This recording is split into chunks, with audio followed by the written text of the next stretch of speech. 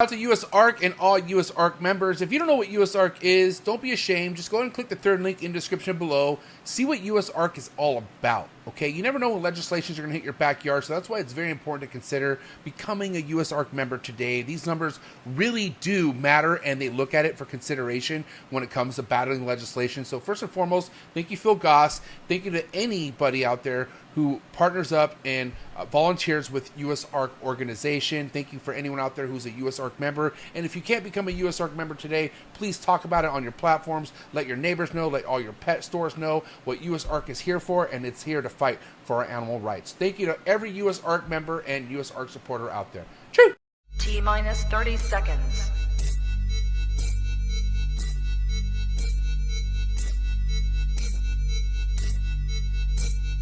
T-minus 20 seconds.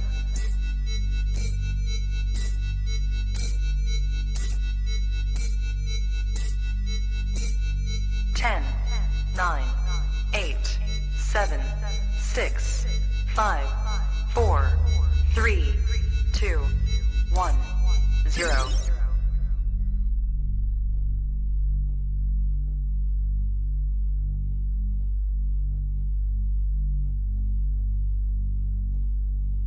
All right, guys. Kluber week without Junior. We're going to miss you, buddy. I hope you come back in a month. I know you're up there in Ohio looking down at us, but I think we're going to be okay without you. This week, we got April on. We're going to be talking house snakes. I'm pretty excited about this. I've only had one conversation before about the species, but I've always been fascinated by them. So let's get this rolling. Hello. Hello. So, you know, I've seen your table a lot of times in the past, and I know we've had probably a little small talk at the shows. You may have forgot. That's fine. I forget a lot of things too. But I've always really liked house snakes. And I was really fascinated when Bushveld came to the United States just because the vast amount of animals he had. I thought that was only going to help the hobby, bring some more stuff over here, but more or less want to learn about you, and I want to learn a little more about your collection. I kind of mentioned we do a gay intro question. Let me know about how you kind of got started, you know, maybe what got your foot in the hobby, if you started with a different species or got right into house snakes, whatever you want to do. All right. Well, let's see. Started, that's a long time ago. I basically have always kept snakes. Youngest memories being a toddler, chasing down garter snakes when I was a kid. A lot of fun stories my parents could say about that. Yeah, so I mean, I was always into snakes from a very young age. I'm autistic. That was my spin. So, you know, you'd kind of go head first into that. So yeah, that was my first, was garter snakes, catching them off the riverbanks at my dad's place in Washington. But it wasn't too much longer before I ended up with a imported black house snake, which I thought was just the coolest thing in the world. I still do. But you know, that was my first outside of what was native kind of thing. And I just kind of stuck with it after that. In time, I ended up collecting some, you know, more rare species. And then as the morphs kind of came out, I was drawn towards that, obviously. And yeah, now I have pretty much every morph there is, and I've worked with pretty much every species of lamprophid. I mean, that taxonomy keeps getting rearranged, so, you know, it's kind of not something I can really just say anymore, but pretty much. So yeah, just kind of always been in the background, you know, doing that. I think part of why it became a little more obvious about like my collection personally was I originally was in Alaska, where Alaskans don't get a lot of coverage for reptiles, as you can imagine. And so when I came down to Florida, it became a little more obvious, if that makes sense. Okay. I actually shipped a rhino iguana to Alaska about a year or two ago. I was surprised. He hit me up on Morph Market. Wasn't that much different than any other shipments, but yeah, you don't really connect Alaskans to reptile keepers. I couldn't even tell you if there's a breeder up there even working with reptiles at the moment. But, there is. There's a few. Oh, there is? Oh, yeah. Okay. Yeah, they have their own shows up there and everything. It's just same as here, but there. I mean, it's not Okay. like they're keeping them outdoors or anything, you know. Oh, So well, I hope not. So kind of off topic, but are you like an army brat? Because Alaska, Washington, how'd you end up in those different places? no, my parents split up when I was, I think, 8 or 9, and my dad lived in Washington, and my rest of my family lives in Alaska. Still does. I actually just got back from Alaska on Tuesday, where I was visiting family. My sister graduated with her degree, and so we had to get up there to see that, obviously. So yeah, Okay, no, just families up there, and half the families down here. So back and forth. interesting. Mhm. All right. So about what year did you start collecting house snakes? House snakes? Oh Yeah. man, are we talking just blacks, or are we talking like the morphs collecting? Well, your very first animal that kind of you said you got the black one first. About what Mhm. year was that? Oh goodness. For blacks, a long, long time ago. Let me work the math on that. 90 something. Okay, okay, respect. I didn't start purchasing till like 2002. I had always kept snakes, but I never knew about the pet trade until someone turned me out of the pet trade. Yeah, let me think. Let me think. I think it was so 98. I want to say Okay, 98. Yeah, that sounds about right. Yeah, 98. So a long right. time. Long time. And I imagine back then, just those were more common. Were those just kind of what you saw for house It snakes? was about all that there was available, honestly. I mean, there was some capes, before South Africa kind of like closed all that down. There was some capes still. And albino was out pretty quick.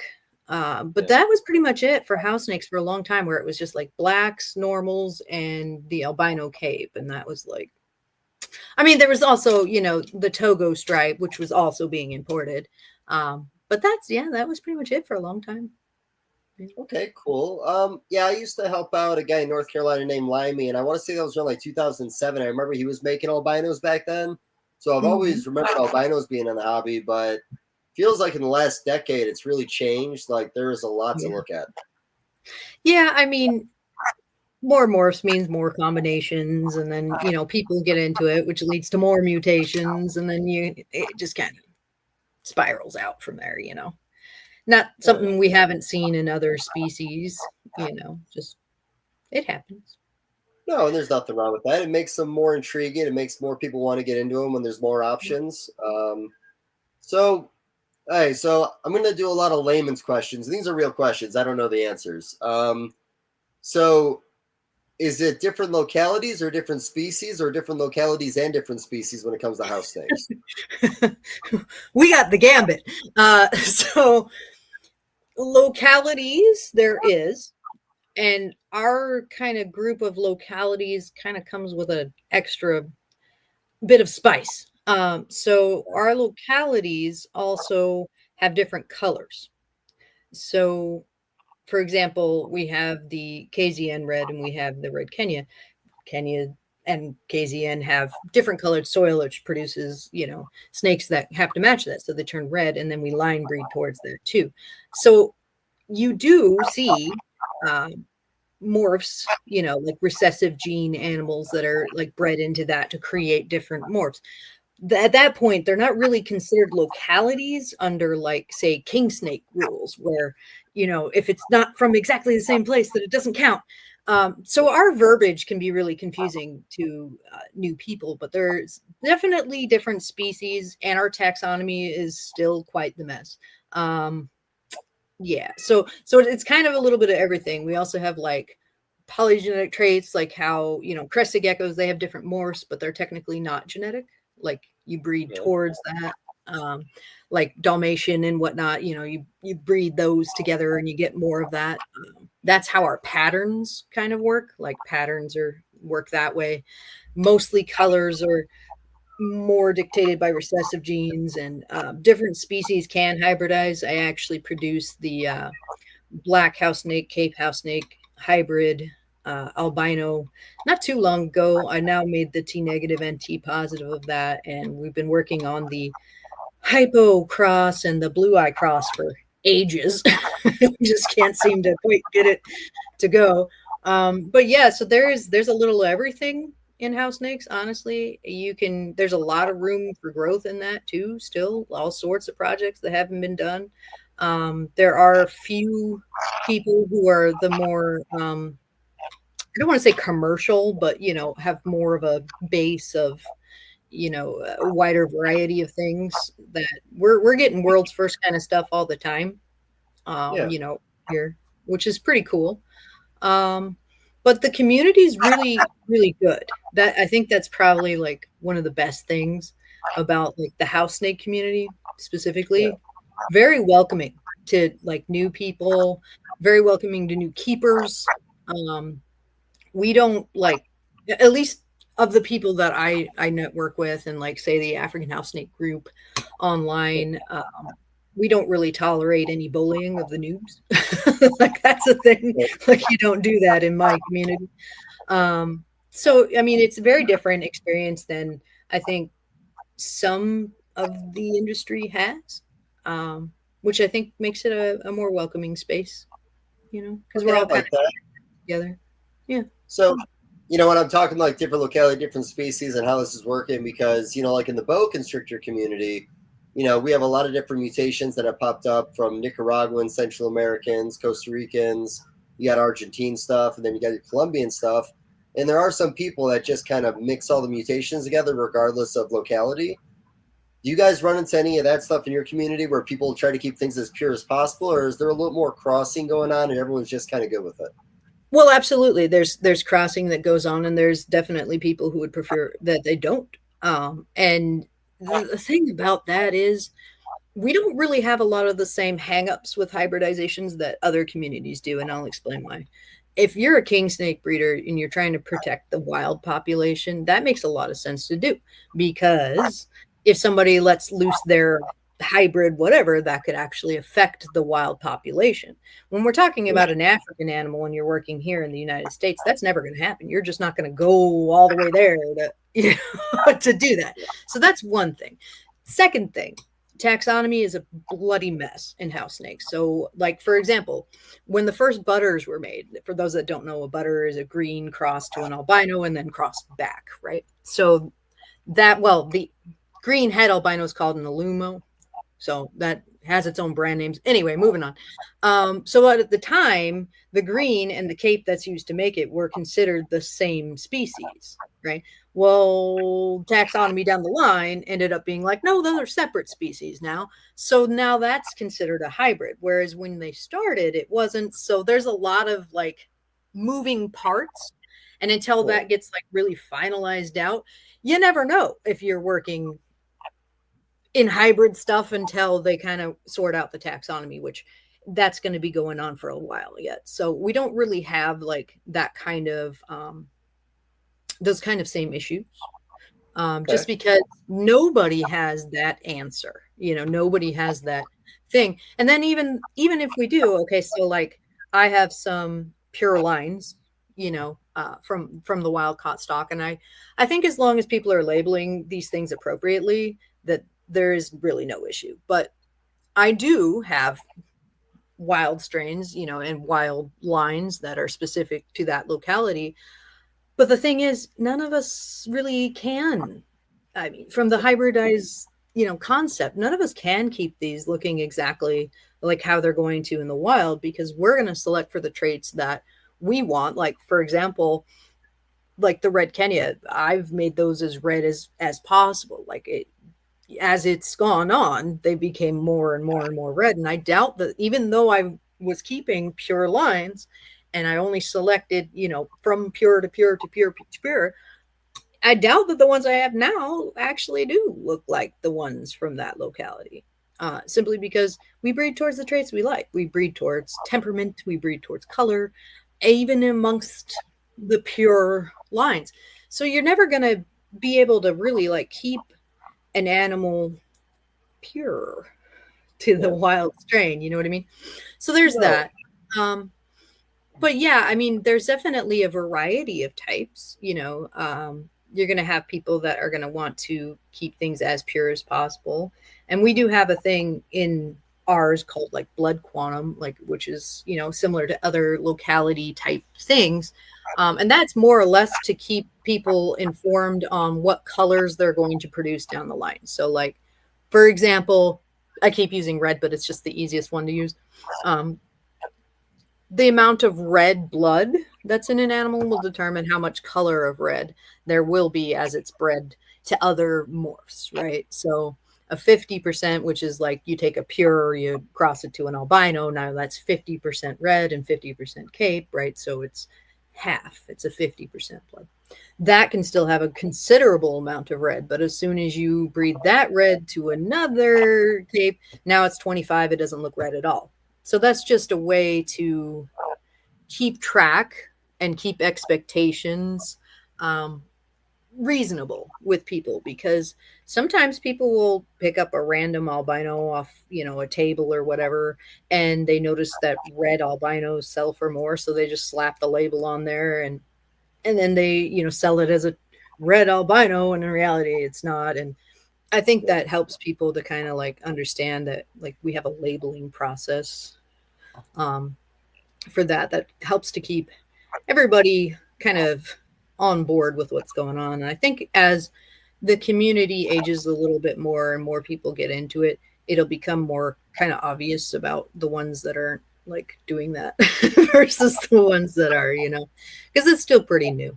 But yeah, I mean, we do have a collection of types of keepers. It's not just like this or this. It's there's a spectrum of people, just like there is in other species.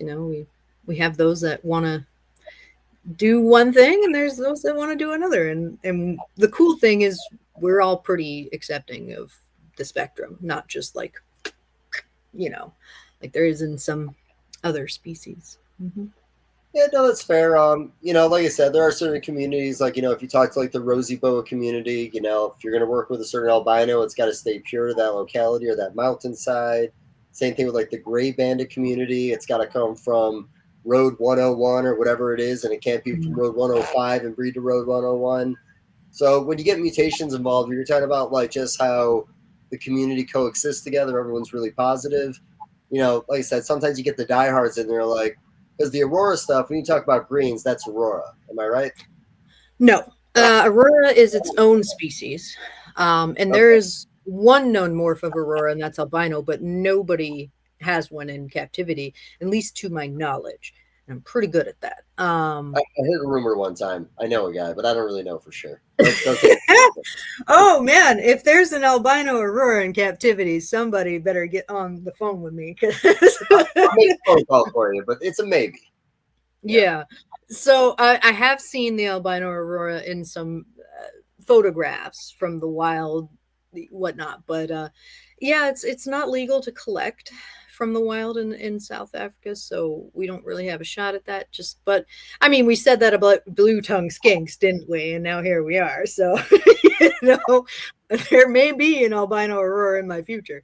But yeah, no, greens there's two types. Boeton friedi is the species name, which was newly monikered to them not too long ago. I believe it was only a few years ago. So greenhouse snakes, there's two localities of that as well. There is Zambian green and there's Uganda green, depending on what parts you're from. And main differences on that are just what you're going to do with it. Most people that are trying to make, say, like the butter, which is a neon yellow or neon orange snake, very, very bright. Most people will use Zambian for that, just because that's the oldest line of green, if you will. And so they have the most diversity of color. Whereas Uganda, which is a little bit newer, they have kind of like orange eyes most of the time. And so that kind of can change how things look. So, I mean, I love them both. They're gorgeous animals, and there's diversity amongst them. regardless. But when people are speaking about greens, they're usually referring to one of those two.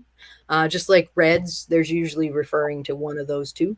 And if you're labeling things appropriately, you would label which of those two, right? That is. But sometimes people just don't know, and it's obviously a red snake or it's obviously a green one, but you don't know because the lineage wasn't, kept up with. And so then you would just say that. But typically speaking, if, the most responsible of us would be labeling that. So, but yeah, no, green is its own set of localities. Red has its own set of localities. And then reds, for example, are capes. The main species are, cape, which is Boyd and capensis. And then you're going to have Lamprophis fuliginosus, which is what, like, it's kind of the junk drawer, if you will, of non-cape snakes that are commonly imported, like, say, the black house snake is a fuliginosus. And right now, that species also encompasses the Togo stripe, which it shouldn't.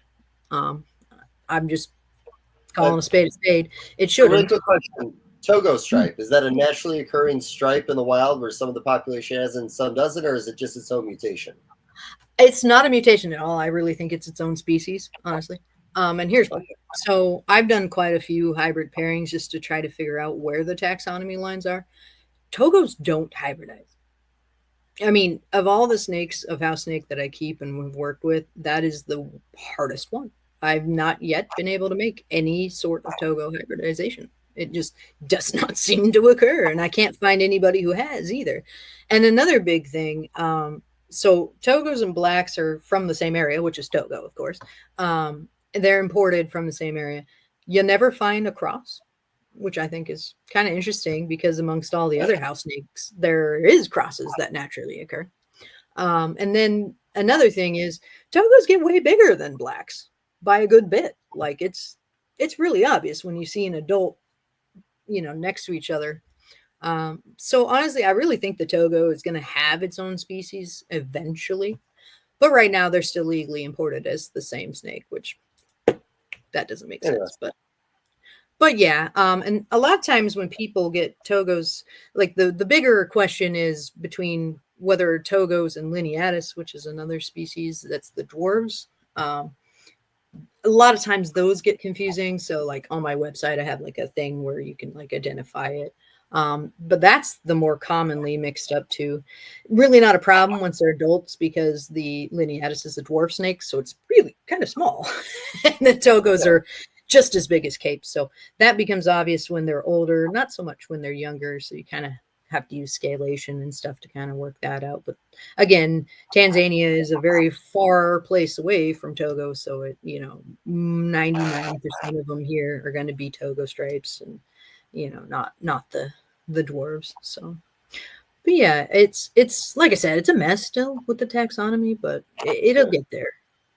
So, by the way, because you said website, housesnakemorphs.com. Yep, that is the website. We do sell our snakes through there, but mostly it's used for like the information library. So we've been for some time building an information library. It's built like a blog, but anytime somebody asks like questions that I don't have already on it, I'll answer them on it. And then if somebody else asks that question, I just kind of send them the link to it. Like here, all the info, we're pretty big about like education and stuff. So we're trying to get more of that up. We had a little bit of a hiccup with when Weebly, our web host, moved over to Square. So we've been kind of trying to fix that lately. Been spending a good amount of time on that. But yeah, that's how you could find out more about all of these things, which we're briefly going over at the moment. No, I think it's a great tool, honestly. I spent a little time on your website in the past. Like I said, I've always appreciated the species, and I always make the joke when I finally commit to anything, I never buy like 2 or 3. I buy like 10 or 20. So like it's been kind of like one of those things where like, I love the look. I love the head pattern. Almost has like a little bit of a python look to it. Yeah. But some of these questions I'm going to ask you are very basic. Like, what are your settings like in your room? Like, do you have to do certain different things with different localities or species? Or are they all about the same? Not really. My Namibians require a little like warmer than the rest because they're desert. But other than that, no. If you can take care of a ball python, you can take care of a house snake. I mean, they're Okay. literally even imported from the same areas. It's yeah. I mean, you can. They're not So that hard by any stretch of the imagination. But yeah, right. So even though we consider it a colubrid, it's not necessarily kept in cooler temperatures. You're still doing what, like an 88-degree hotspot, and then whatever your room ambient is. yeah, 78 to 88. And then another thing, technically they're elapoids, just like that's why they call them the lamprophets. Is like so you have the taxonomy is a little messier. So they're actually closer related to cobras than they are to corns. If you look at Interesting. the taxonomy, so they don't behave like colubrids, and they don't. You don't like a lot of that is just not the same. And I think that's important for people to know because if you go into it from like a colubrid background and you make certain assumptions about it, you may end up not so good. Like you don't want to cool down the majority of the species of house snakes to the extent that you would cool like say milk snakes, stuff of that nature. Auroras is kind of a different story. They're a little bit more tricky. But there are definitely beginners house snakes and then more advanced lamprophets. But yeah, that's something to know just so that going into it, you don't carry some misunderstandings into your new, colony because they are different in that way. Kind of colubrid sized, but more python mentality. Yeah, I like that. A little bit more sass if the babies are really cute and adorable, and they can be a little flighty, but they're really really smart, way smarter than other species of snake that I've worked in. So they do calm down pretty quickly. They do learn to trust you pretty fast, and they will remember it. If you are not trustworthy, they will decide they don't like you anymore. And they could like for example, I have this one female who I had to amputate her tail. Very unfortunate. She came in as a rescue situation. She was fed live and mouse bit her tail, and I had to be the one to do that. And so she doesn't like me too much, but she loves my partner. Interesting. So, yeah, they're different. They're different than I kept corns. I've kept milks and kings and things of that nature over the history of my time. But I've always kept house snakes, and I've always kind of had a soft spot for them. And it wasn't actually until more recently that I kind of just dedicated all of my efforts into the lamprophets. I think at some point, when you've been doing it long enough, everybody does kind of just like pick their niche. You know what I mean? Like we all kind of come to that, like, this is what I enjoy the most, and I'm going to work in that. I mean, yeah, there's definitely people who don't, but like, I think most of us do at some point, like it just becomes that. Yeah. But I'm yeah, going through that right now personally. I've got a collection that is pretty diverse, and I'm literally looking at what I don't need anymore because, I'm very well in the blue tongue skin community. I'm very well known in the boa constrictor community. I'm really well known in the ball python community, but I talk a lot of shit about ball pythons. And right. then I've got all kinds of other miscellaneous stuff I work with. But like, my boas have really been that passion. It's been like literally what got me there, and the skinks are always gonna be there too. This other stuff, I'm debating whether or not I'm spinning my tires for no reason and just producing animals to sell, and less about creating something for the future, like developing things out, I guess is the way of putting it.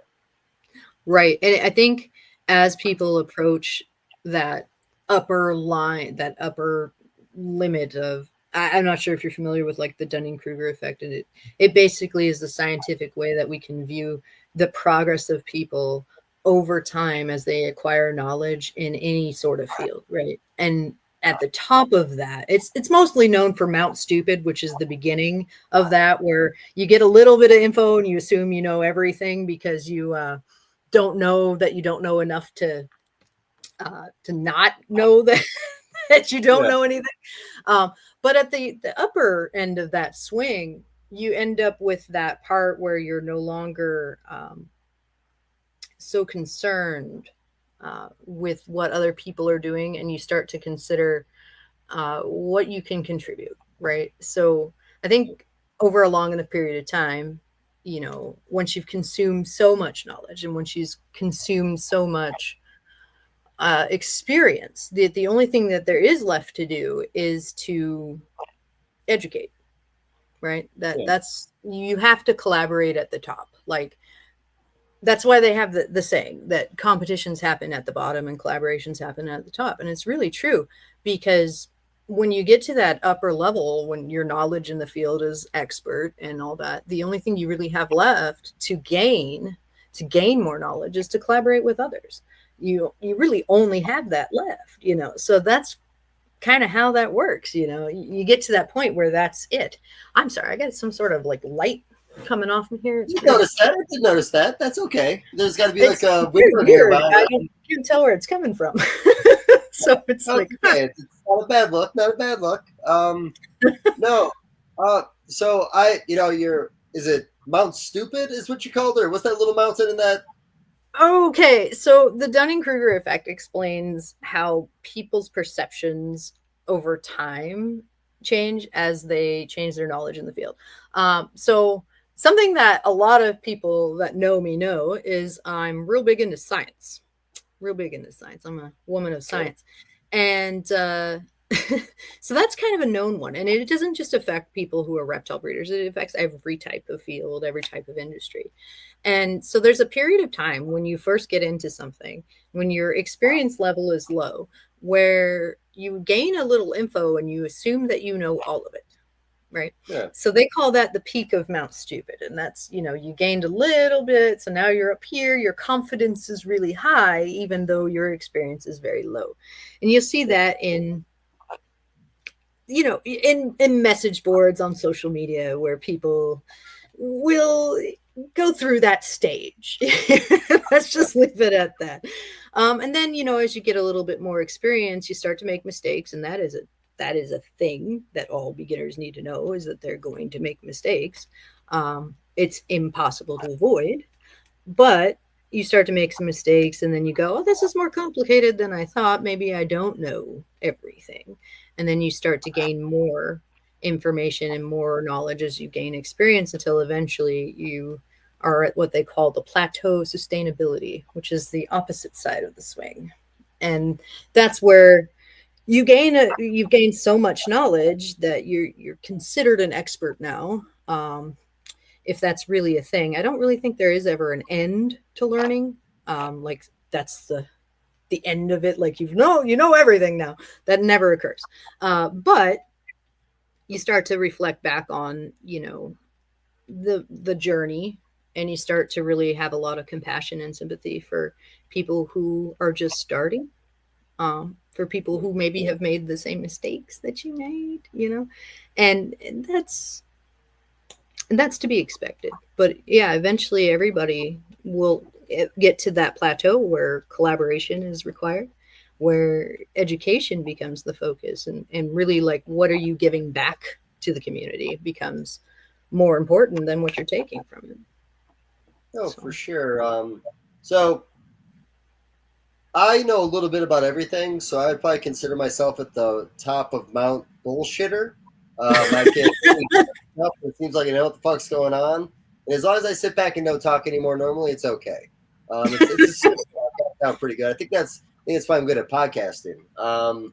But no, well, I would disagree, because if you were at the peak of Mount Bullshit, you wouldn't know that you're at the peak of Mount Bullshit, because you wouldn't have had the self-reflection to realize that. So you're a little past that now. You're on the downslope.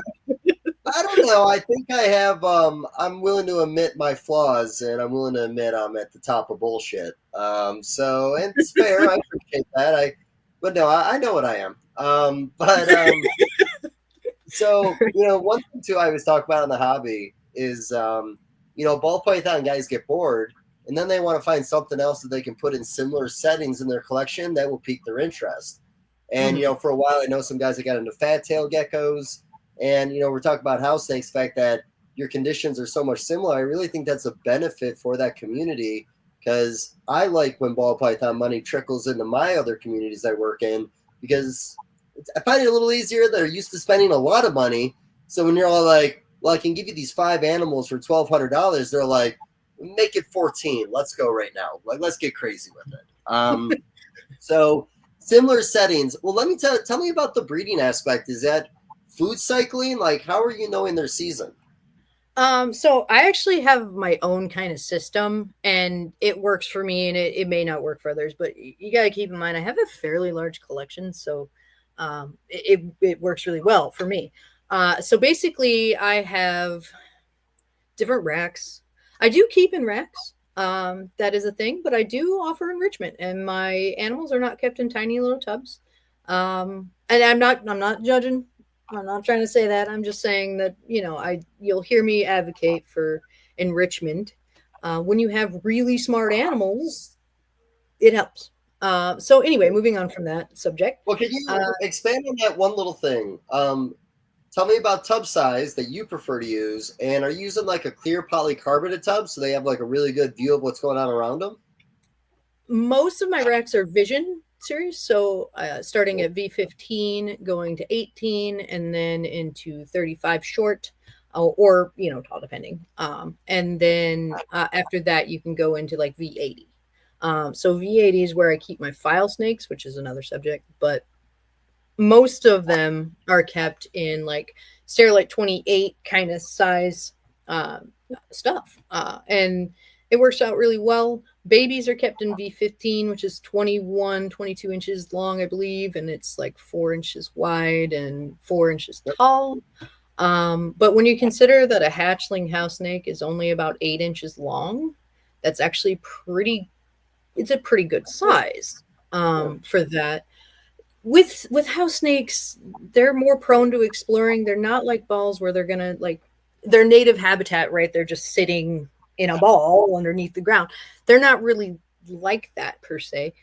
So it's kind of a different situation. They do seem to enjoy and use the things that are provided for them, enrichment wise.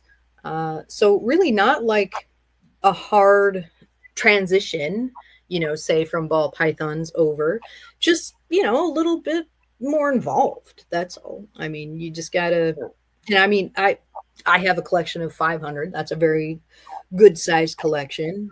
So you have to find ways to provide that and still keep your labor in check. And I have done that, so it's not like a hard thing to do. But it does require a little bit from you, whereas you can probably get away with really basic and sterile environments with balls. You're going to have a harder time breeding with house snakes unless you're willing to put in a little bit more. For example, they really need like a super tight fitting hide. You can't do it without it. And so for mine, what I use is basically I have like little Tupperware containers that have like a hole cut in the side, and there's some like peat moss, organic peat moss that goes into that. It's really not that hard. House snakes themselves are pretty willing to breed. They really are. I would not say you'll read online that they'll just clutch and clutch forever. It's really not true. You can get two easy, like two clutches, out of a set. But if you're going to keep trying after that, you're going to kill them. Like I've seen people do it. They try to breed them and breed them and breed them and breed them, and you overbreed them and they'll die. So that's another thing. And you have to be aware of obesity. That's another thing. If you want to have a real good, strong, larger colony, right? You got to be aware of obesity, because if they get too big, you're going to egg bind. It's not something you can avoid if you're going to have really fat girls. So you have to be kind of, it takes a little from you, just not really much. Just like you got to pay attention to some things, where I think with balls, it's a little easier. I bred balls for 12 years. If anybody remembers that. But, with balls, it's, there's just a lot more like kind of safeguards. They don't really need as much space. They don't really need a lot of those things. It just kind of, well, for not to rag on the ball community, but they're boring. They're kind of boring in my mind. So there's that. But yeah, I mean, it definitely can be done in racks. There are people who put them in bioactive substrates and stuff, and they do really well that way too.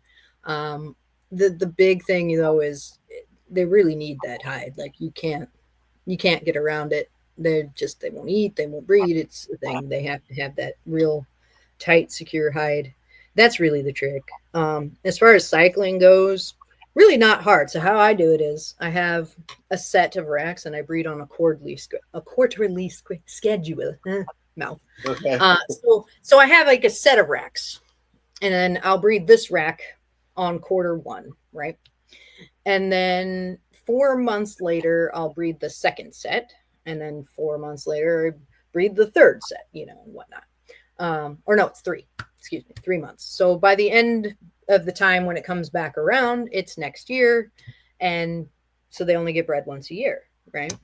And that works out really well for me. I have babies year round that way, and nobody gets overbred that way, and so that works out really well for my system. I also do that with my egg-eating snakes and my file snakes, and it works well. Every 3 months, you're hatching a smaller amount of babies, but some, and you can keep that going year round. Whereas with other species, I feel like that's a little hard to do.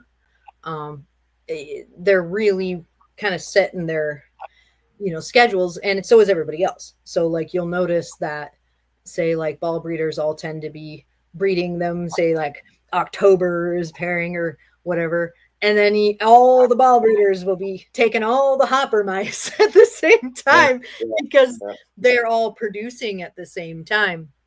And then the availability of prey items becomes pretty lean at that time period, and I don't really have that problem because I just breed year round. So there's some benefits. What's the stimulant then to get them breeding? Is it just introducing a male, or is there anything else? So how I do it is, for the racks that are on that schedule for pairing, I will feed them pretty heavy for the 3 months prior. So when they're on, say, I do it like every 3 months. So like they'd be on schedule 3, which is like the cool period. So they'd be eating pretty heavy for about 3 months. And then they will be, so my rack has back heat, and I cut off the back heat, and that would make it to where instead of being like super cold, they'll have that 78 degree, type of heat at night, at least, for that whole 12-week period where that's what they got, is that kind of heat. And, if I find that they're not eating as well during that time or something like that, then I'll put the back heat back on for like 3 or 4 hours during that, midday kind of range. But mostly it's just, I just cut the back heat, and then you give them a couple months on that where it's that, if they're still eating good and all that. And then pairing is the next quarter. So basically 3 months of just kind of not like a super cool, you don't want to do that. You do that, you're going to get RIs, and that's no fun. So it's just, maybe 80 for about 3 months. I've done it ambiently at 84, where I've cut the back heat and just kind of kept them at 84. I didn't find as much success with that. So I think it does have like a little twinge of help in the process. You certainly can. There have definitely been people who have just thrown a male in at any given time and done the job.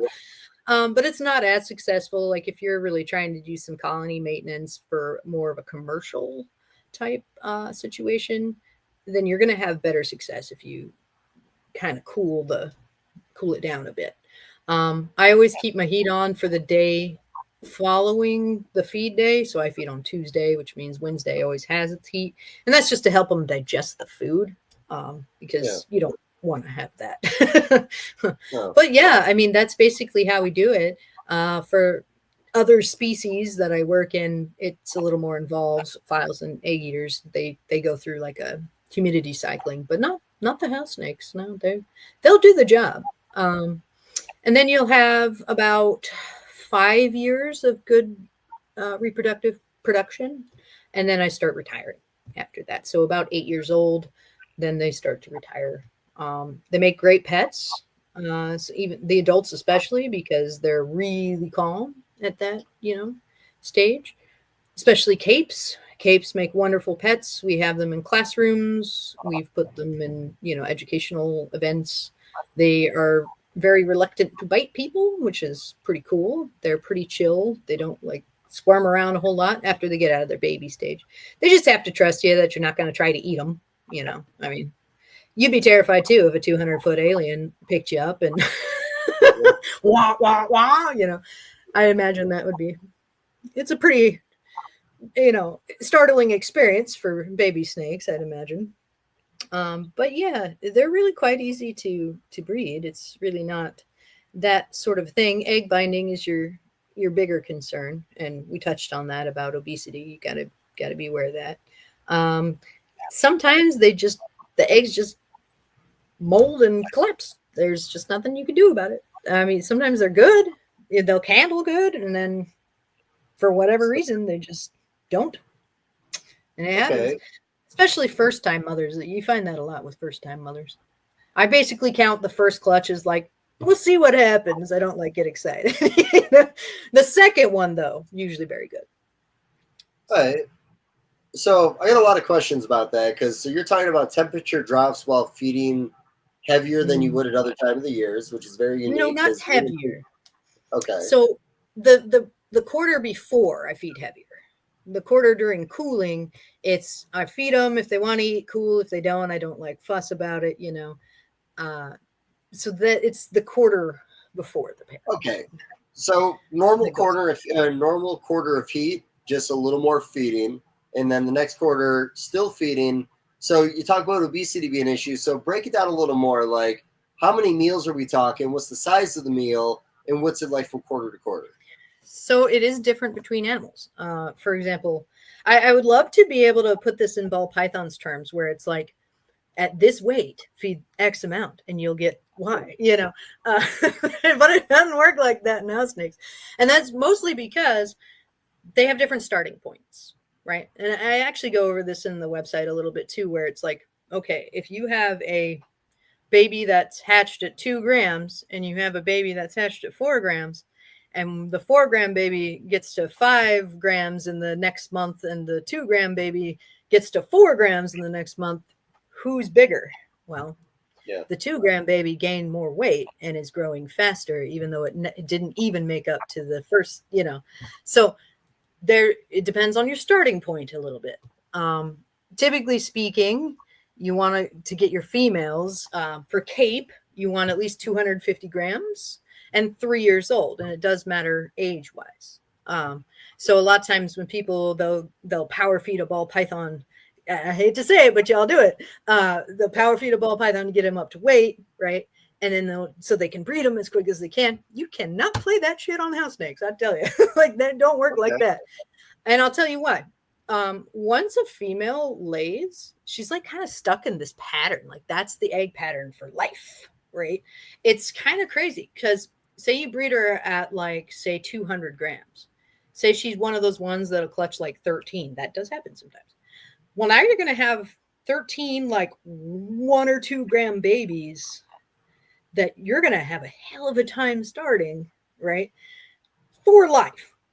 That's what she's laying for you forever now, right? Okay. Whereas if you would have waited until she was proper size and proper age, she would have had those nicer 4-gram babies that you could have started on pinky mice right off the bat. So I know that when people get in and they start to really want to breed a good commercial outfit of house snakes, they're going to try that. And I'm going to tell you, it doesn't work like that. You don't want to do that. Just wait. I'm telling you, it's better. So there's that. And yeah, you can get them up to size. You can. Oh my God, they will eat. They will eat and eat and eat and eat. They will eat until they're so fat that they can't even push them eggs out. And that's just, don't do that. But if they're not old enough, you're going to run into some of those problems. And it sucks. It really sucks. It happened with one of mine. It was a beautiful T-negative albino blue, which is, people that know house snakes know that that's a pretty rare one. Not a cheap animal to acquire or to make. It takes 6 years to make one. And yeah, she was a little bit chunky, egg bound, and you can sometimes save them from it, but man, it's not very likely unless you are aware of it and you can get them into a vet within 24 hours, and like that one's hard. So just moving into that, be aware of that you're not going to have a great time if you're going to try to force them up, because if you do, you're going to have a hard time in the back end, or you might not end up with babies at all, and that's really sad when that happens. So that's if I could impart some wisdom onto my fellow house snake keeping peoples who are maybe interested in a commercial outfit, it would be just wait. It's worth it. Which, by the way, I find always very interesting because, like I said, at some point I do want to make the move, and so right away advice is probably don't buy adults, because you could be buying adults that are actually on the tail end of their breeding, and that's not going to benefit you. And yes, not getting your animals there too fast is also, I'm always like that with every species, though, honestly. Yeah, I mean, sometimes people just are really legitimately getting out. Sometimes it's that the animal has issues. Sometimes it's that people were not actually prepared for how small them babies are, because they are small. They are small. So starting them can be a little bit tricky if you're going to have tiny, tiny babies, especially if you did the dumb thing and you power fed them until, because now that female, I'm not going to say wasted, because they're a life, where they're, but as far as your purpose of, breeding them goes, you're going to have a very hard time forever now. So that's, that's a male thing. The same way. Like, I think you can still get males up a little faster, but is there males they need to have? So you can breed a male as soon as he's willing to do it. I have seen some really ridiculous males. I mean, if they can do it, they can manhandle her and get it done. They can. And I've seen them as young as 18 months. I've seen them as young as, 30 grams, like just tiny, they can do it and they will try. They're good breeders. But typically speaking, you want to give them at least a year and a half. Give them 2 if you're, you want to keep them around. Give them to 2, So again, it's a thing of, you really can't be throwing that ball python energy at house snakes in that way. Yeah, they have similar care, they have similar requirements.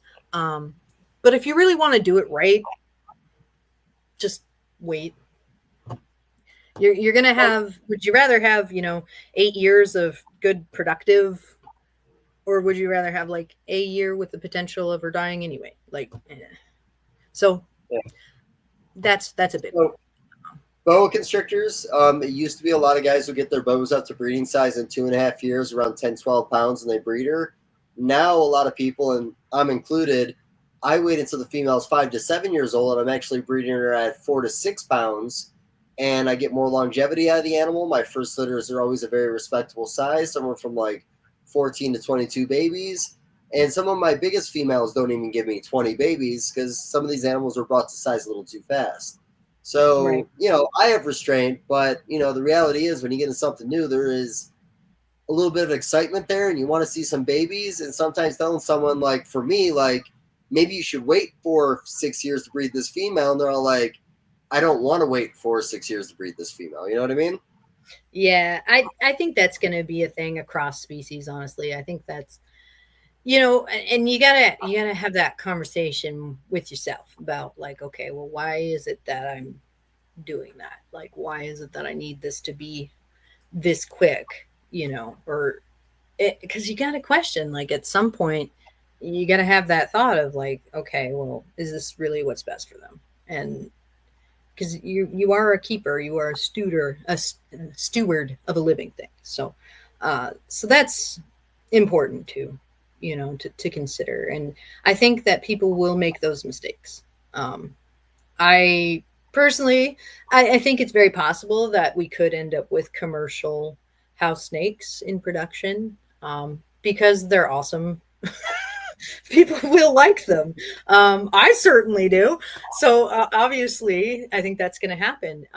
But it just kind of, I hope that people will attempt to learn from their peers and will kind of like take the wisdoms of the people who have been doing it a really long time. And I'm certainly not the only one. A lot of people will tell me kind of stuff like that, like, you know, like, oh, you're the person for this. And I'm like, actually, no, I have mentors too. Um, and so there's people that have been around for a long time that really know the tricks. And then there's people that are kind of just winging it, and that's okay. It's just that, you know, these wisdoms need to be imparted. I guess is what I'm trying to say. It helps to skills alone are helping me a lot. Like I've learned probably more in the last 15 minutes about the idea of breeding the species than in the last 10 years of obsessing over the species, but not learning about how to do it properly, I guess is the best way of putting it. Yeah, I mean, there's so many ways you can do it. And I'm not saying that mine is like the only or the exclusive or even the best. Like, it works for me. Yeah. And some people are not going to agree with that. I know some people don't particularly appreciate racks in general. I have my own arguments about that. I don't necessarily think that people have to choose between like rack keeping, the convenience and the ease in which those that care works. For example, I certainly can't haul around a bunch of glass tanks to, you know, clean them out all the time. They're very, very heavy. And I think it's better for my animals if, you know, they can get, you know, cleaned and sanitized, you know, all these things that need to be done. And I do think that that's the natural order of it, is eventually you do get to a point where you have to consider the labor involved. And so I think, you know, but that doesn't automatically mean that these environments have to be devoid of enrichment or proper sizing or, you know, things of that nature. I think that's a misconception that, you know, people who keep in racks automatically have to be cruel, you know, like it's this virtue signaling that occurs, for lack of I don't better believe that. I mean, I understand there's certain people that say that, but you know, personally, I just think whatever you do, as long as you're on top of cleaning your animals, even if your tub's a little smaller, as long as it's a clean environment, it's not really that big of an issue. And some of these animals don't really want a bigger environment. And I'm talking about broad species, not just house snakes. And you know, blue tongues. Last thing. So like with northern blue tongue skinks, when I first started breeding them, guys were doing 28 core containers in CB70s. So when I started doing it, I found an IKEA tub that I liked a lot. I built my own racks, gave them a little more space, and it was pretty clear. And inevitably, when they started doing a little better in the hobby, I went and bought the ARS racks with the big window on the front. And when I'm in the building working, they're all watching me. And I wish I lived in Florida where I could have like outdoor enclosures and do like tiki geckos and what Heather's doing and all that. And honestly, I may try to do some outdoor enclosures for my warmer months, but I'm in Missouri. Before that, I was in Buffalo, New York. So I've kind of been limited, but you know, the species does well that way, but I'm not going to say it's the best way of doing it, but it's what works for me. Right. Yeah, for sure. I mean, like I'm saying, everybody's going to have to find their way. And what works for some people isn't going to work for all people, especially like from my own experience. Okay, so I'm in Florida and I grew up in Alaska. So if you can imagine a more broadly diverse set of environments to have to learn to raise animals in, I mean, yeah, it's very different. It's very different across different sets. Like I used to have to monitor humidity constantly when I was keeping in Alaska because the air is very dry. Whereas down here, I don't have to deal with that at all. Like it's very humid air. So, you know, there's just a lot that goes into that. And like people will ask me, like I just had it happen today where a guy was like, if I put this lamp on this size enclosure, is it going to get me where I need to go? And I'm like, I don't know that. Because I don't know the room temperature that you're kept at. I don't know the thickness of the glass. I don't know how much stuff you're going to put in it for whether or not it's going to retain heat. The thermodynamics of how that works is not something that I can tell you. It's something that you have to try. And then like I can help you to go up or down from there if once you have a baseline. But like it's just not something that we ever get to, like, this is the definitive answer. It's not. You don't know that for another person. And No. that's part of that argument about, racks versus enclosures. It's just, you don't know that. You don't know. Yeah. And I only know. Yeah, like I said, I've been Buffalo, New York, Cleveland, Ohio, Charlotte, North Carolina, 2 different parts of Missouri, northern and southern Missouri, and I have worked with like the same species, boas, certain colubrids, blue tongue skinks, and honestly, my schedule for my blue tongues this year was almost off by 2 months of what I was doing in Buffalo, New York, with some of the same animals, and even some of my boas gave me off-season litters because of change of environment. So there is some changes that can happen based on where you're living. And like you said, when I start keeping house snakes, I might not be able to mimic exactly what you're doing because, like you said, my humidity alone is going to be very different in my environment than you living in Florida. Yeah. I mean, there's definitely things you can do to try to automate systems. And I definitely have those in place. Like I have a dehumidifier that is bought from Govee. A lot of my systems that control the environment in the room in which all the animals are being kept are automated. I get very precise with it. And they have, notifications that get sent to my phone if like any parameter is out. Every single one of my racks has Wi-Fi enabled probes that do temperature and humidity. So if like anything goes wrong, I automatically know. But that's stuff that you get into when you do it on a larger scale, because you have a significant investment at that point where if anything goes wrong, it could be catastrophic, so you definitely get to that point. But there are ways to manage it. It's just, you got to be willing to put in that kind of effort to get there. So yeah, I mean, I honestly, house snakes are very easy. They're very easy. I mean, anybody could keep them. As far as a commercial outfit goes, as long as you're not bringing other species into it and you kind of start fresh, you'll do great. I have a few people who I would say I mentor in a way, who are part of that and are doing very well. So I know it's a thing that can be done on a more commercial basis if people were interested in doing that. I think some of the hardest parts are just getting over the genetics and how the morphs and all that work. But care-wise, it's very easy, for sure. All right. So I'm going to keep on asking more basic questions because honestly, like I said, I like to intrigue people about a species, and this is one that's intrigued me. Let's go about some more simple stuff. What kind of bedding do you use in your enclosures? Cocoa chip. Cocoa chip's pretty good. Lignocell is used over in Europe for that. I have a breeder friend in Germany who recommended that to me. We can't get it here in the U.S., which is a bummer, but I know that they do really well on that. I don't particularly like newspaper, that sort of stuff. They're pretty good about like knocking over their water bowls and stuff. Yeah. So you'll end up with a slush. I know some people that keep on, like here, we have native cypress. It's just native here, so it's really cheap. I like cypress, but it's very pokey. So it's a little hard to work with just because you're going to get jabbed in the hands when you're like moving it around. Yeah. I've tried it. Not my favorite. Not my favorite to work with. But yeah, there's a lot of ways to do it. And it really just, again, depends on what you need. Like if you need, like here in Florida, we need stuff that's going to not mold because really high humidity. But if you're in another place, with lower humidity, you could get away with much different things. Like you could spray down your cocoa chip and have it nice and humid, and it would help with your humidity. That's kind of one of the things I love about cocoa chip is you can do it both ways. If you tear it apart by hand, then it stays dry and it'll help absorb the humidity. If you spray it down with, water, then it'll give you more. So it's pretty versatile that way, and it doesn't mold. So that's one that I like a lot. And I say cocoa chip, but there's tons of different brands of it. It's all just coconut husk and chopped up into bricks. I think a lot of ball breeders are pretty familiar with it too.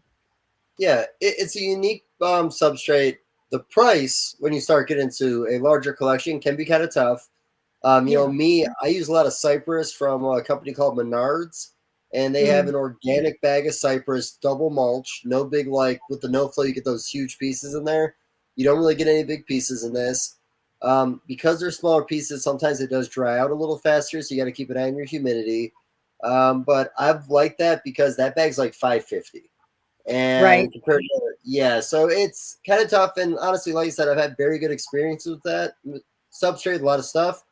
Do you think I could get away with that, or would you still Oh, for sure. say, That's just uh, an operational preference because okay, when I grab it and it pokes my hands, I don't enjoy that. that's it? But from a snake perspective, it's fine. There's nothing wrong with it. It's just I prefer not to get poked in the hand. Oh, of It's course. just a labor aspect, if you will. But no, there's nothing wrong with using cypress. I know some people that even keep them on aspen, like you would do other colubrids.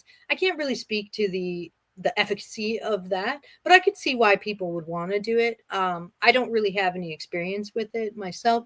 I know that any sort of like high dust situation will cause you problems. You will get RIs with a high dust situation. Even cocoa chip, like when I get it in, I have like two 67 quart or 66 quart bins, and I have holes drilled in the bottom. So when I make it, the dust comes down into the second bin. It's got, Okay. so I can remove the dust.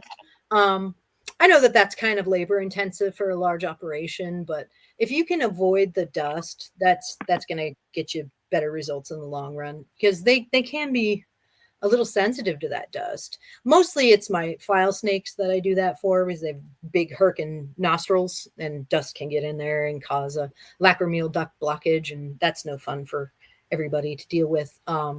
But yeah, for house snakes, yeah, they're pretty versatile critter. You could get away with a good bit of things. Just, the basics of substrate care. Don't let it mold, obviously. Mold is bad. I mean, really, they're not hard. They're really not hard. Um, pretty easy critter, for sure. All right. So are you keeping your substrate a little on the damp side, or are you putting that in dry? I put it in dry. All And right. it's just because I have a 65% humidity that I have to battle. Yeah. I do have a dehumidifier and humidifier hooked up to a rheostat of sorts, a humidistat that runs automatically, so it'll keep the air and try to keep the air at 65 or so. So that's the base. So if I were to wet down the cocoa chip in order to break it and all that, I would end up with like 85 and 90, which is a little too high for most of what I'm working in. Black house snakes seem to do pretty well in it. Capes not as much. And it's on my website. You can actually see the differences between why those two have kind of different care needs. And it's just mostly because they're on opposite sides of the continent with different humidity cycles, different Yeah. temperature ranges. So they just have a slightly different care. All you really got to do is with that is like, so mine, I keep the capes and blacks all in the same, area, the same racks and whatnot. But the blacks get humid hides that are, an extra humid hide so they can get in there and do whatever they want to do. All of mine have two hides, one that's humid, one that's dry, one in the front, one in the back. They get water bowls that they can soak in. These are pretty small, guys. Like they're really not like a big snake. Even like my biggest females are maybe the length of my arm. So you can really do a lot of enrichment with a snake that small, even using ball python type racks, because they're small. They're not going to get big where you're going to have to like force, to make any of those compromises. You So can really what was kind your of observation that you said with a hide box, you like a very small, tight hide box and the species does horrible without it? Why is it, why does it do horrible without the hide box? Well, I'll explain it in human terms. If you are a nervous critter, a human, say you have a canopy bed. Okay, get a canopy bed, it's got this on the top. Are you going to be more cozy if you take a blanket and throw it over top of the canopy, or are you going to be more cozy if it's wrapped up on you? A little more on you. Right. So that is the situation with house snakes and their hide boxes. Some of them really don't care. Some of them, it's like, no big deal. But some of them, especially the babies, because they're still insecure, when they're little, some of them really need it in order to eat. They got to have that place to retreat to, and having that contact on their body is just the way to go. You can, like, I have, and I even put it on my website, I'm pretty sure. They're like little bento boxes. You can throw them in the dishwasher. We spray them out with the hose, and we actually have steam sterilizers because I also do research work. So we just kind of put them in there. But they're dishwasher safe. So you just put them in the dishwasher. It's not really like any more labor than, like, say when I was doing balls and we'd have all the dish, like ceramic water bowls or whatever. It's really not any different than that. It's just another one. So Okay. So with your babies, V15s, typically going to add a hide box to that, maybe two, one on the cool side, one on the hot side. Yep. Tell me about feeding. You mentioned that, an animal that starts at 4 grams is going to be a little easier. Like, what do you got going on there? How difficult is this getting started? Oh, watch your fingers. Okay. That's a good thing. I literally have to use a hook to open the bins during the feed sessions with the adults. Because if I don't have a hook to get space between me and them, they will come full bore, right out at you and wrap up just so fast. Fastest animal I've ever worked in as far as like feeding goes. Babies, starting them can be a little tricky because it's a size problem. Not really that they're like not hungry or that sort of thing. It's usually a size thing. If they are only 2 grams and you're trying to feed them a 2-gram pinky, you can imagine how that works. It doesn't go great. The other problem is, okay, so people will go, okay, we'll feed them rat tails. The problem with that is rat tails are not a nutritionally complete item. They're really not. I mean, you need that organ meats to get the vitamins and minerals and whatnot. So you can't really raise any animal on just rat tails for them to get old enough to do that. So then you start talking like carnivore care, where you're feeding them like a liquid thing. Now, the biggest way to deal with that is don't breed your females too early, like we had talked about. Like, don't do that because you'll end up having that fun. But most of the time, it's a very simple process. It's just slap in a live red hot, and 99% of the time, they'll do it all by themselves. You just give them a red hot every week. And then when they get just a hair bigger, you can just start them right on like standard sized pinkies. The hardest part is just getting, for like a commercial outfit, is going to be just getting a hold of a supplier that can supply you with those newborn red hot pinkies, real tiny, fresh out the mother kind of situation. That has definitely been my biggest struggle. I'm actually allergic to rodent dander, which is highly unfortunate for a snake breeder, as you can imagine. So I always have to have a supplier for that purpose. And there are tricks, ways to deal with fussy ones. Typically speaking, though, these are really, really hungry, good feeding snakes. Like, they're not going to give you a lot of fuss. The ones that do typically are just because you're not providing what they're after. If it's significantly bigger, then that's a problem. Or if they don't have any security, that's a big one. A lot of times when like somebody has a baby and they're they're asking me questions about it, like, how do I get this to work? It's one of two things. One, your prey size is too big, or two, you don't have any sort of tight fitting hide that they want to have in order to eat. And you fix those two things and bam, it's a done deal. So yeah, they're really not hard to start. It's just, can you provide what they're after? So that's one of them. As far as feeding goes, once they're started and going, I mean, they don't stop. Every now and then I'll have a male that'll go off for a while.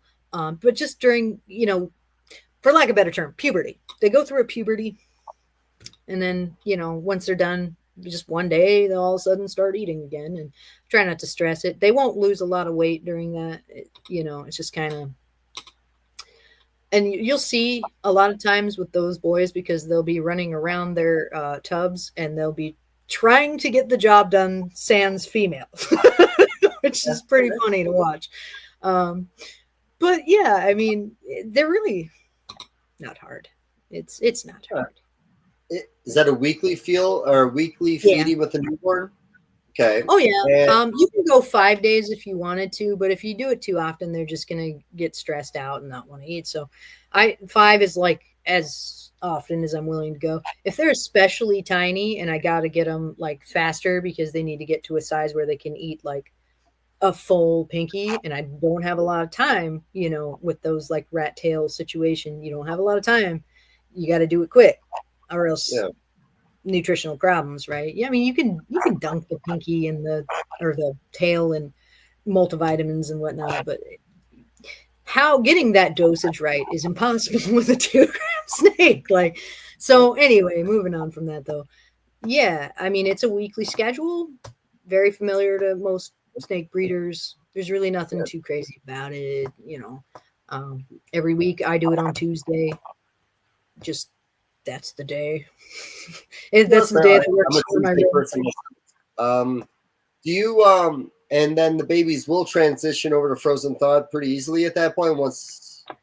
Blacks are more of a pain about it than capes. Capes are, I mean, I can start capes on frozen a lot of times just because they're just for it. Blacks can be a little more difficult to get into the groove. But yeah, once they're started on frozen, it's pretty much, they're not going to do that back and forth crap on you. Except for males that go off for breeding season. Sometimes you got to give them a live one just to kind of get the juices going again. But mostly, I'd say I have a colony of 500 and I've probably raised a few thousand, and it's less than 5% that will be a problematic, one where you're going to have to feed them live. Typically speaking, if they'll start, they'll get to frozen eventually. Except for blacks, some blacks get stuck on it, but it's pretty rare. So they're pretty good. Yeah. All right, that's another good one. Like I said, a lot of these are basics, and we're going to do another one of these podcasts we talked about already. And when we do, we're gonna do a lot of show and tell. I want to see some morph development on this kind of stuff. So we're gonna go a whole nother route. This is kind of like, do people want to work with it? Here's what you got to know, kind of thing. Right. All right. So, okay. Well, how about this? How are you incubating your eggs? I actually started using Pangea hatch not too long ago. The calcine clay that Pangea uses that Pangea made for crescent gecko eggs. I've been digging that a lot. I was using the standard kind of vermiculite and whatnot stuff before that. I got originally drawn to the calcine clay because they had it changes color as it dries. So it's one color when it's wet, and then it lightens in color as it dries out, which is, I was kind of intrigued by that. Another thing is it's reusable. So you can sterilize it and then use it again, which is pretty economical if you think about how much a commercial outfit goes through in, like, say, vermiculite or whatever. So that's pretty cool. You just, if you don't have, like, I have sterilizers, but if you don't have that, you can just boil it on a pot of water on your stove, and there you have it, steam sterilized again. So that's pretty cool. I will say it's pretty similar to like vermiculite as far as hatch rates go. That's more user error if it doesn't, play out. It's not really the medium itself. So for incubating, I tend to stay at like 82 to 83. You can go farther than that, but you're going to see some abnormalities if you get too much higher than that. So they will take longer to hatch at lower temperatures, and they will take shorter to hatch at higher temperatures. But again, you're starting to risk those kind of abnormalities the higher you go from there. So 83 is a good mid ground. 84 is okay, but you could start to see some of those like defects. Like, for example, hot house snake babies that hatch tend to hatch with eyes that are smaller. Okay. So that's an interesting thing that can happen. Sometimes their snout is shorter. And those are just things that I've noticed over the years that when they get incubated too hot happen. I've seen them with no eyes, which obviously is not something anybody wants. And I have seen kinks, a good bit of kinking. So don't go too much higher than 82, 83. That's about as What's high the as you want to lowest go. side? The lowest I've successfully done it was 78. And that So was that's just eggs on top of the rack systems. I take it in your room and you see actually what happens. I was trying to see if they would maternally incubate because, like, everybody tries that experiment, I think, once. and it did kind of work. Okay. No, it doesn't work. Don't do that.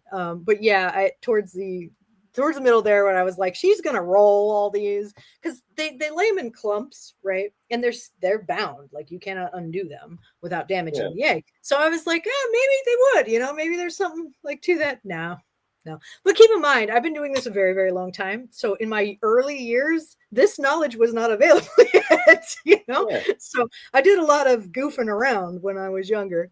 But hey, here we are, like I said, everybody makes the mistakes. We all do. It's just, some of us didn't have anybody to tell us any different. Some of us do. So, and that's good.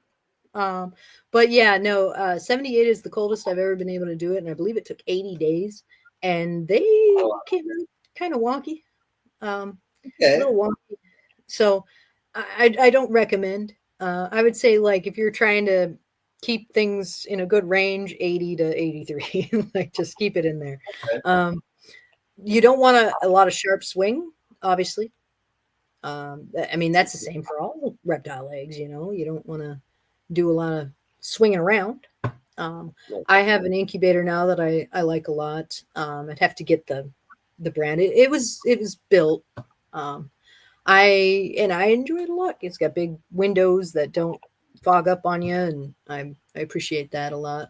Mine are kind of different than I think a lot of people do, and I'm sure I'll end up having to do a video on like how we do set up for the incubator, because we actually we don't keep them with like lids.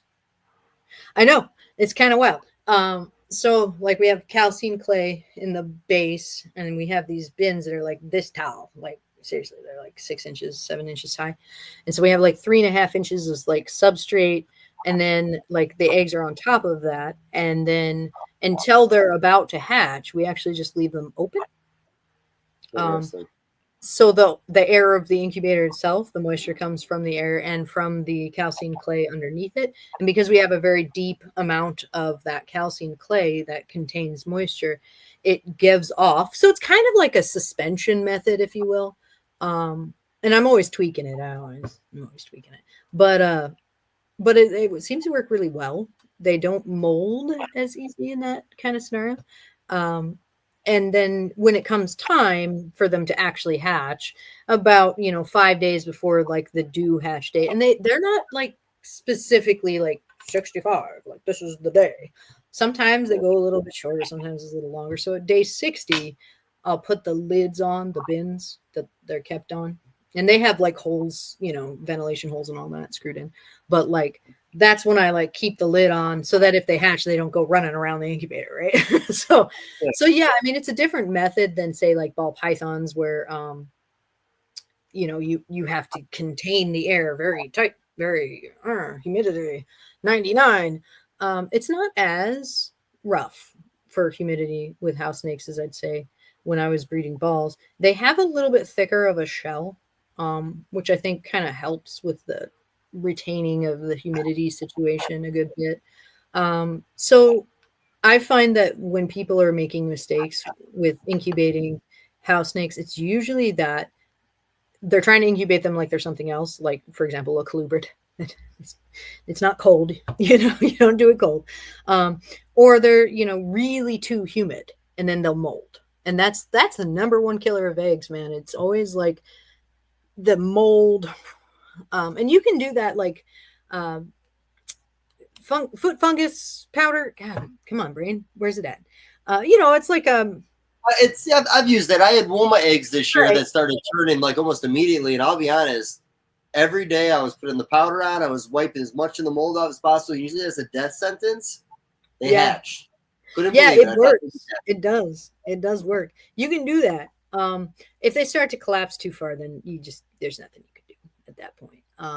But it will happen. You know, they're built for large clutches, a lot of babies, and try to make it work. You know, avoid the predation kind of strategy. So they do have a good amount of babies. Some clutches go out to 13, 14.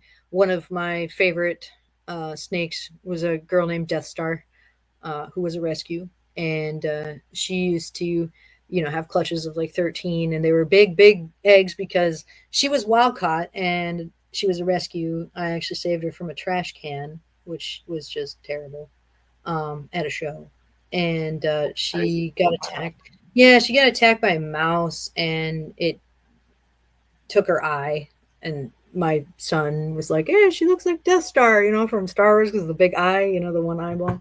Anyway, she was a great snake.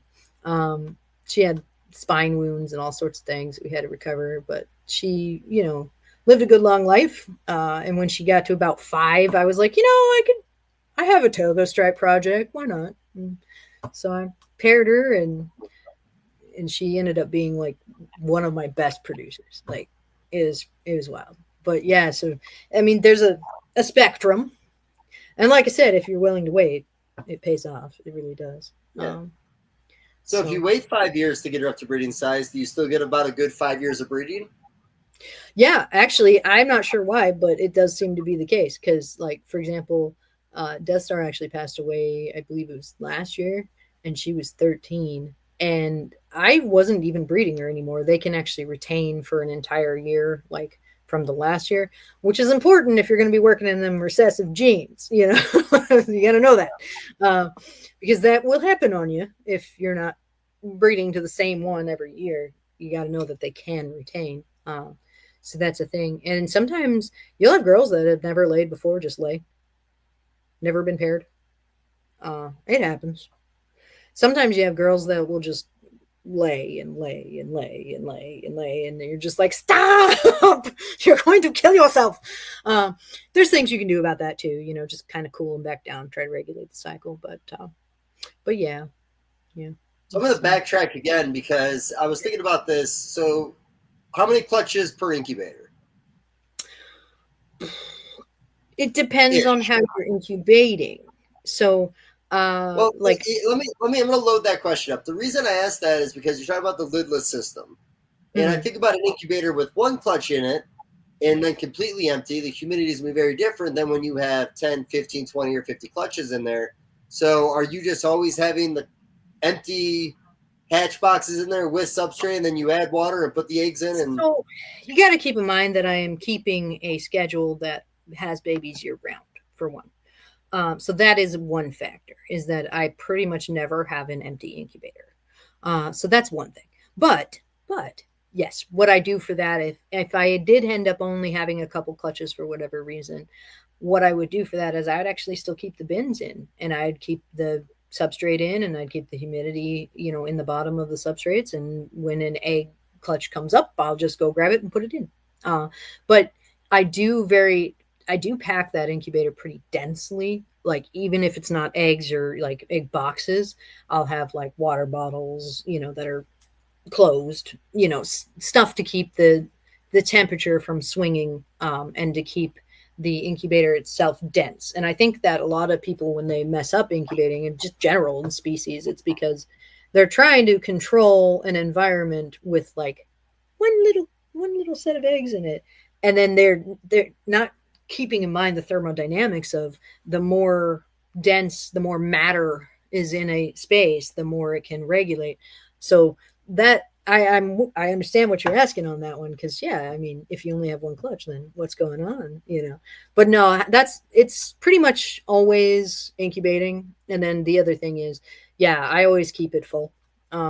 So it's always got those boxes in it. It's always got clean calcium clay in the boxes, and the humidity is kept cycled through the whole thing. It actually has a nice fan that like cycles through. So it's a nice incubator. Honestly, I think I paid like $600 for it. Really not.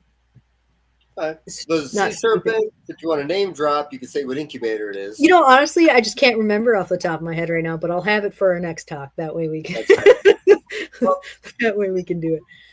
So It was built by a gecko breeder. I remember that, but yeah. all right.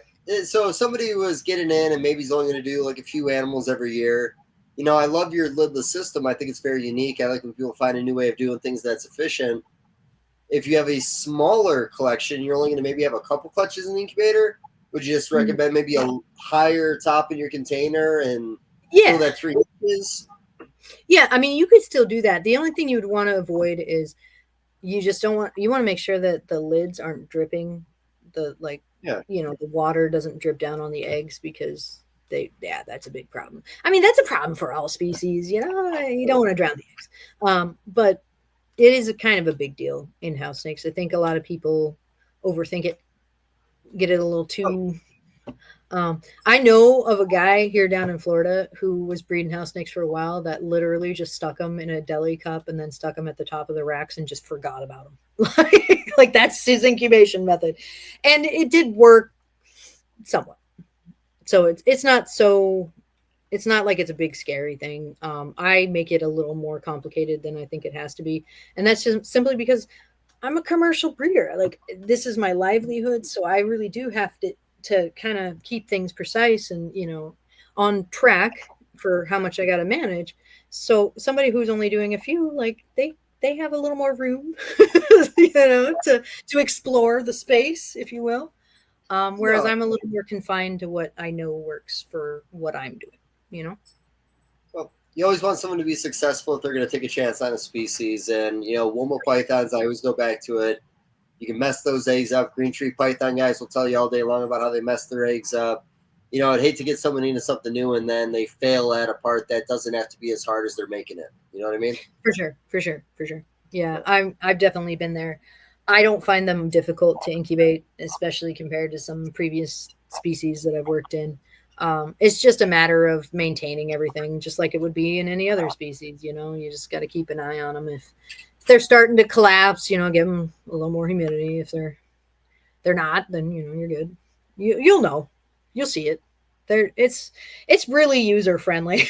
I would say, they're a really user friendly species in general. So okay. So it's a very abrupt spot to stop, but I know that you have something you got to do. So we're kind of on our I time. got another 10 minutes I can give you. Yeah, you squeeze another 5-10 out of this? Okay, because I don't want to necessarily end on incubation. Like I said, this is kind of almost like a sales pitch for people in a sense, too, that have maybe been fascinated with the species. And like I said, I'm more confident in this than I was when we started. How about this? Why don't we wrap up a little bit with just like, just common advice you like to give people that are thinking about working with you, thinking about taking on the species, just so they don't get in over their head or make an early mistake that maybe puts them off. Right. So for commercial purposes or just for like pets? Because those are two different things. I'm going to definitely probably, when I do this, I will have a rack or two of them, maybe 3. So I'd assume I'd probably start with 10, 20, or 30 animals. I'd probably just make the rack system available, find projects I like, and start moving forward. So would you tell me to only work with stuff from the Capes? I mean, if I'll be morph motivated, I'll tell you that right now. I love the morphs. Mm-hmm. So I'd always recommend people to start with Capes. And that's just because Capes are so easy. They're a little bigger, so the babies are a little bigger, which makes it a little easier. Temperament-wise, they're pretty darn chill. And again, you have the incredible beauty of the range of colors that they can actually do. And another thing that a lot of people don't know about house snakes is they change color. They can fire up and down like how crested geckos do. So they can be more bright and they can be less bright. And I think that's an important thing for people to know, because just like in crested geckos where like you can take a picture of one on one day and it looks this way, and then you can take a picture of it like a day later and it looks an entirely different way. I think that's something that people need to be aware of, when they're going into it, because sometimes, like for example, a lot of people have never seen a black house snake outside of its black phase. They've never seen it. So they assume that it doesn't happen. I can't tell you how many times I've had somebody message me and be like, is my snake dying? Because their black house snake shifted into, say, beige instead of being black. And they think it's going to die because they've never seen it.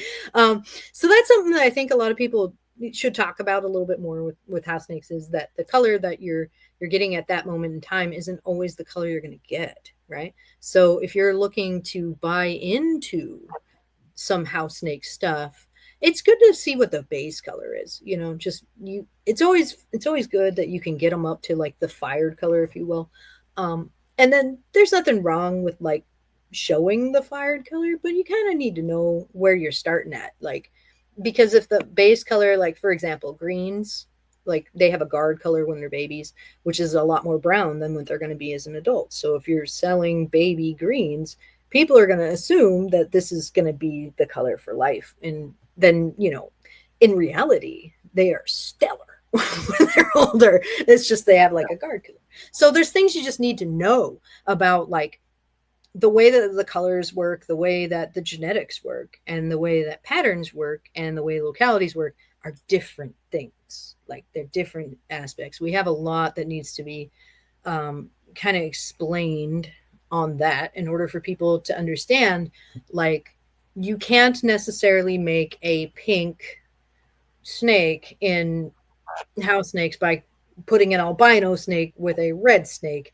It doesn't make pink, like, so you have to have an understanding. I would suggest to people that are going into commercial purposes to really understand the genetics of how all the colors and stuff work before you get into the purchasing stage, because it doesn't work a lot of times the way that you might think if you were coming from a different species. So that would be my first advice, is don't start collecting until you have a very good understanding of how the genetics work. I am actually doing an entire thing on that.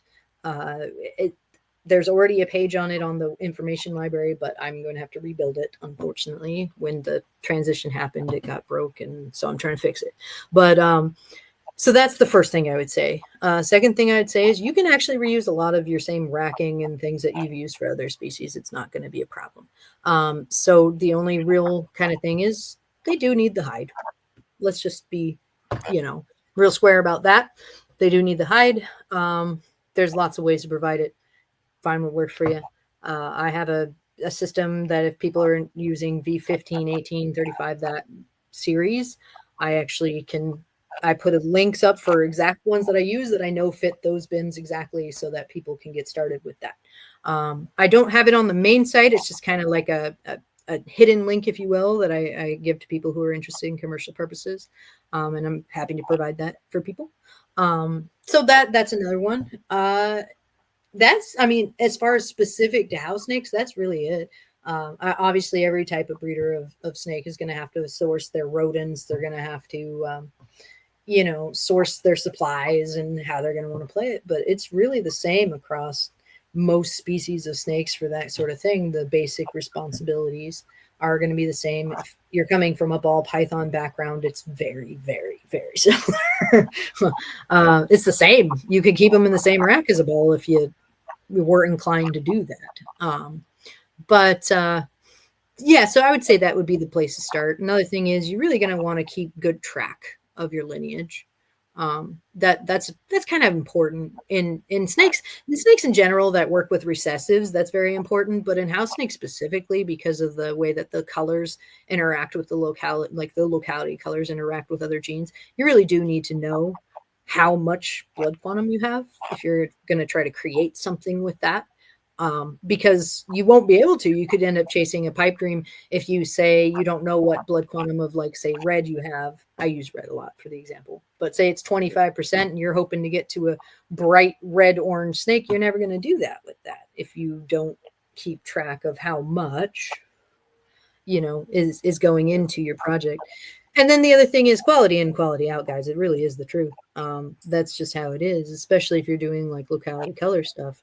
The better that goes in, the better that comes out, right? So that's definitely a thing. If you're trying to start with, some snakes that are kind of not where you're going, it's going to take a lot longer to get to where you need to go.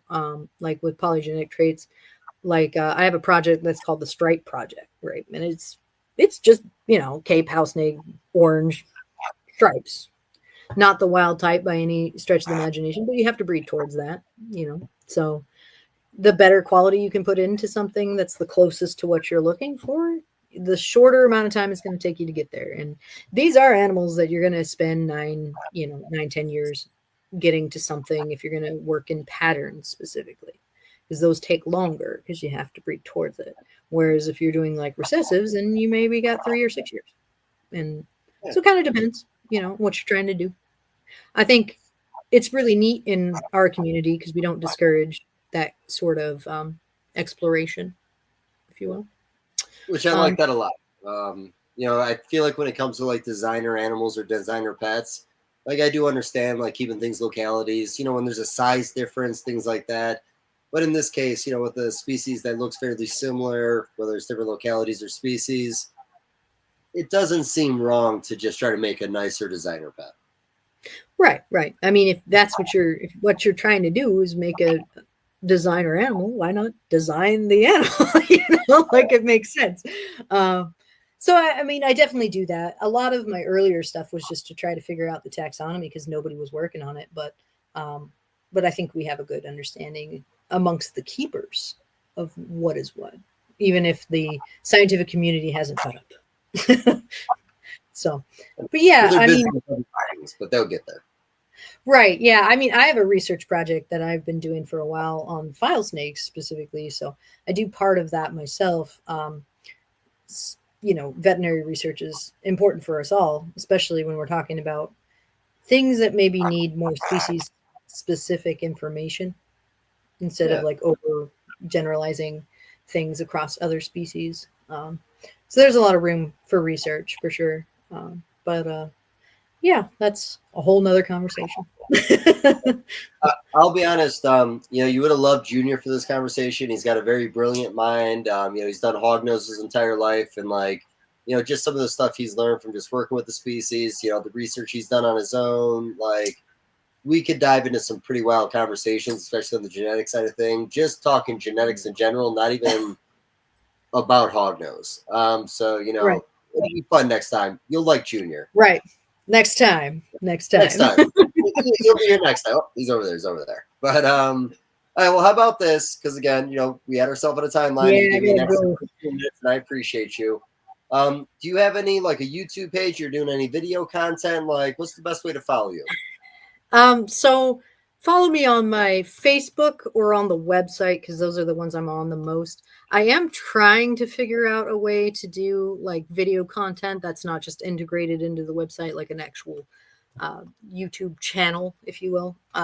Just haven't quite got around to that because I have, like I said, I do research projects and I do this, so it's kind of I got a lot on my plate. And I'm a mom and a fiance, so I have a lot of spinning plates, but yeah, I definitely do want to get into doing that because I think there's some people who are more visual learners that really could benefit from that. And so, yeah, I intend to, but right now it's mostly, I have a Facebook page, my name, April Linkfield's the oldest one. Before I had a commercial business, that's how people would get a hold of me for that. I've been at this a really long time. So long time. So yeah, that's probably the best way. My phone number is the best way to get a hold of me if you need to get a hold of me quickly. So that's definitely a thing. But the website is definitely a way to look if you're looking for information, because we keep working on that constantly. It's always in the back of my head. Well, I should put this on the library, So. Yeah. We do that a lot. Well, I love the library feature. And I don't know, did you ever watch the Herpers DVDs that Dave Kaufman did back in the day? I don't know how nerdy you are. I've seen a couple. There was a corn snake guy, it might have been in Herpers 1, but he talked about how there used to be a database.com where like it was a family tree for like different corn snake breeders. And you kind of go and calculate back multiple generations. You playing with that on your website yet, or any consideration to go on that hardcore? I haven't done it. Myself, I have thought about it, but I feel like that's It would It's a be lot of work. hard for other people to like kind of get into. I do think I do see a potential need for it, given like how lineage affects like the pattern and color expression in house snakes. So Yeah. I could definitely see why that's would be a beneficial thing. I just, it's like one of those things where it's like if I take time from one thing to give it to another, you know what I mean? It's been one So, of those. But yeah, I could see that working out for people. On my website right now, it's mostly just like I have a breeders gallery that I used to have built, and I am rebuilding again now because of the thing that happened with Weebly. But yeah, I'll tell people about the lineage, and I'll show them like, hey, here's if you want to see what it looks like when they're adults. Here's the parents like on this page, yeah. so check that out. So that's a thing. Especially, I do have records, and I definitely think people should keep them. Um, Yep. I have records that go back, man, like I think 7 generations on my black house snake project, so long time. And then I think it's 5 generations on the file snake project, and it's 3 generations on the egg eating project, which is, pretty good, pretty cool. And I intend to post them eventually when I get around to it. but Yeah. uh, but yeah, I do think that's a good idea for people, just because it keeps things organized, and helps you Well, to understand what you're doing in your projects for sure. But yeah. so Justin Colbeck does Clutch. I think we're allowed to talk about that on here. I don't know if he's a sponsor or not. Oh, there he is, Clutch on the bottom. I can talk about it. Okay. So long story short, like when he was asking me if I would use his database for ball python breeding, I said I'd rather use it for like blue tongue skink breeding, where it's lineage, color lineage, line breeding projects. Like, Mhm. there's some software out there that, even if it's not on your website, if your community did go that way, I understand it's a ball python app right now, but it's something that all that data could be saved there. Everything could be almost in a family tree kind of thing. Could be Mhm. beneficial. I'll start using it when I use it for species that aren't ball pythons, but I need other people that are doing it with me, if that makes sense. All right. Well, I'll do it. I'll get into it. I'm, Yeah, just a thought. I'm like not telling you to, back but when maybe. John was doing Morph Market, I actually met him at a show, and Yeah, I was telling him about how like the house snakes don't really have like a good like run up. There's no like genes and whatnot for that page. And this was right before he sold it to Darian. So it was kind of like, oh yeah, we'll do it together. And like that offer still stands on that. Like, like there could be. And then another thing, about like house snakes, they have their own group there, and it's also under other limb profit, which doesn't help with like say file snakes, which are also a limb profit but are not a house snake. So there's definitely because of what I do being so like niched down, it definitely can get confusing for people using that kind of the software. Because if it's not like specialized, to that extreme, then we can get into some misunderstandings. But yeah, I would be for it. I think it would be a good idea. I know some people that are other keepers of house snake do track lineage too, so it could be a beneficial thing for everybody if we were to make such a thing, and then maybe keep track of some outcrossings and stuff, keep things fresh yeah. in the bloodline, if you will. So Well, I like could I could see I that said, becoming a thing. species that can be kept like a ball python, something that can be easily added to a collection like that, I think is really beneficial. I think that honestly, I really always liked it. And I mean, I follow your page on Facebook. I follow one other house snake page on Facebook. There's a lot of really cool looking house snakes out there right now. And a lot more Oh, people are kind of talking about them, but it seems like nobody's committing to them. So, like you said, the more information, more we could do, work with Morph Market. I'll give Darian a call after this. You probably won't answer, but I'll still give him a call. And look what happens. right. Yeah, I've talked to Darian a couple times, not specifically about the house snake thing on the page, but yeah, he's a pretty cool guy. I've never I like had any. Darian. I might. It sounds like I'm talking shit. He'll actually answer. I call him a good bit. Yeah, But that's no, yeah, actually, I like the guy. All right. Well, honestly, I think that's a great wrap up. Talking shit about Darian. So I think we call it a day right there. okay. One of us will reach out to him at some point, and yeah, like I said, I'm gonna line up another one of this. We're gonna talk schedule. Like I said, we have the Sunday show that's all about focusing on female breeders. you're a breeder, not just a female breeder, but there is a network for that. And like I said, I think Junior would be really awesome for genetic talks. Hopefully he'll make you take notes. He makes me take a lot of notes. We'll see. Yeah, I like it. I like the challenge. I appreciate it. You'll dig it, I promise you. All right, well, like I said, that was awesome. I really do appreciate your time, and I'll be reaching out to you soon. Yeah, look forward to it. Lots more to go over. Lots more. Barely scratched the surface. And like I said, we'll do pictures next time. Like, we're really gonna get into it.